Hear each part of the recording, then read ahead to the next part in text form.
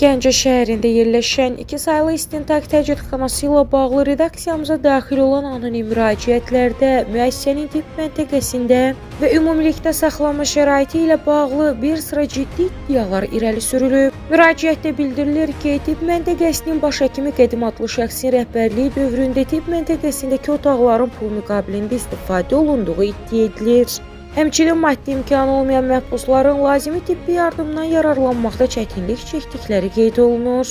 Şikayətdə daha sonra dövlət tərəfindən ayrılan bəzi dərman vasitələrinin qanunsuz olaraq kənar apteklərdə satıldığı, yoxlamalar zamanı isə daha yaxşı şəraitdə saxlanılan bəzi məhbusların müvəqqəti olaraq başqa kameralara köçürüldüyü iddia edilir.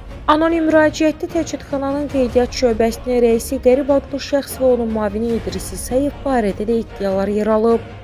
Bildirilir ki, məhbuslar tərəfindən aidiyyəti dövlət qurumlarına ünvanlanan bəzi şikayət məktubları ünvanına çatdırılmır.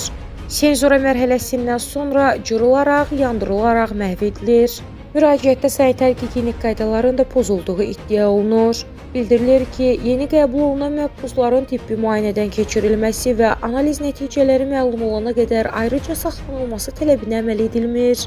Nəticədə sağlam şəxslərin yoluxucu xəstəliyi olan məhbuslarla eyni şəraitdə saxlanıldığı irəli sürülür. Kanal 21 olaraq aidiyyəti dövlət qurumlarından Gəncə şəhər 2 saylı istintaq təcridxanası ilə bağlı səsləndirilən iddialara görə hər tərəfli obyektiv yoxlama aparılmasını və araşdırmanın nəticələri barədə ictimaiyyətə məlumat verilməsini xahiş edirik. Sonda isə kanal olaraq onu da bildirək ki, səsləndirilən fikirlərə görə heç bir məsuliyyət daşımırıq və qarşı tərəfin mövqeyini işıqlandırmağa hazırıq.